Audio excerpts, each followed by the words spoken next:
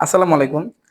আমরা তাশাহুদে বসে আমরা অনেক এই আঙ্গুল তোলা নিয়ে আমাদের ব্যবধান। অনেকে বলে একবার তুলতে হবে, অনেকে বলে শুরু থেকে তুলে রাখতে হবে বলতে তুলে রাখতে হবে। এখন কোনটা সঠিক? রাসূলুল্লাহ সাল্লাল্লাহু আলাইহি ওয়াসাল্লাম নামাজের বৈঠকে আঙ্গুলটা কিভাবে রাখতেন?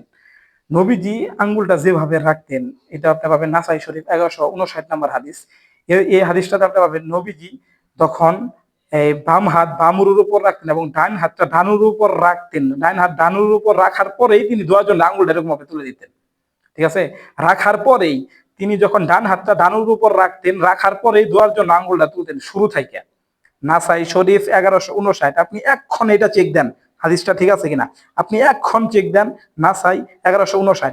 নবীজি ডানুর উপর ডান হাত রাখার পরেই দোয়ার জন্য তিনি এইভাবে আঙ্গুলটি তুলতেন এবং তিনি এই যে ৩ আঙ্গুল এবং এই বুড়ো আঙ্গুল দিয়ে যে এইভাবে গোল বানিয়ে ৫৩ সিস্টেম বানিয়ে এরকম ভাবে এরকম ভাবে তিনি ইশারা করতেন আঙ্গুল দ্বারা এবং তিনি আঙ্গুল শুরু থেকেই তুলতেন। এটাই হাদিস দ্বারা প্রমাণিত। তিনি শুরু থেকে আঙ্গুলটি তুলতেন। কিন্তু আমরা অনেকেই এইভাবে তুলে যখন বলি আশহাদু আল্লা ইলাহা তখন একবার তুলে ঠাস করে নামাই ফেলি আবার আবার এরকম করি।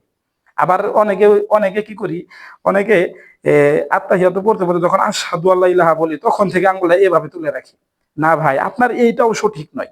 নবীজি ডান হাত ডান উরুর উপর রাখার পরেই তিনি দোয়ার জন্য এরকম ভাবে আঙ্গুলটি তুলতেন এবং সালাম ফেরানো আগ পর্যন্ত আঙ্গুল তুলে রাখতেন এবং নবীজির দৃষ্টি এই আঙ্গুলের দিকে রাখতেন।